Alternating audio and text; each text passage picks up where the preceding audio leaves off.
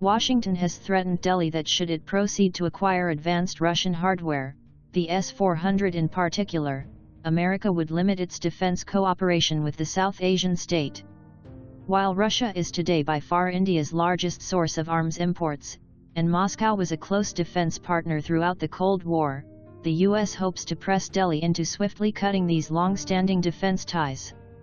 This will serve their purposes, further isolating Moscow internationally, starving Russia's defense industry of a key source of revenue and pushing India out of its long-standing non-aligned stance and further into the Western sphere of influence.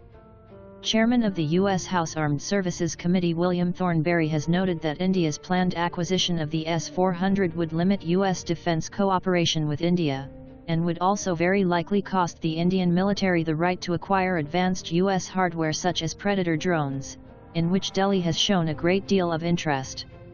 He further noted that there was a lot of concern in the U.S. administration and Congress with the S-400. The chairman also threatened that India's ability to jointly manufacture the F-16 single-engine light fighter, a contract currently under negotiation, would likely be compromised should Delhi acquire the Russian weapons system.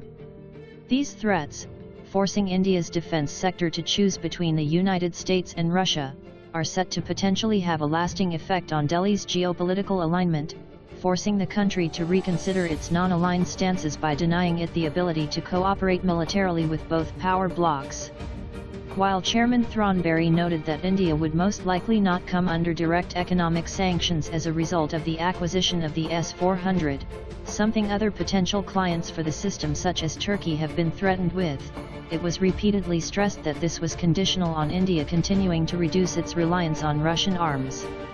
The threat of economic sanction remains, however, and should India fail to meet U.S. requirements to further cut defense cooperation with Russia over time, or should the military see in it its best interests to acquire Russian arms over their Western-made counterparts, sanctions could very likely be applied in future. How Delhi will respond to U.S. threats, and whether America will succeed in cutting Russia off from one of its most critical and oldest defense partners or simply further alienate India, remains to be seen.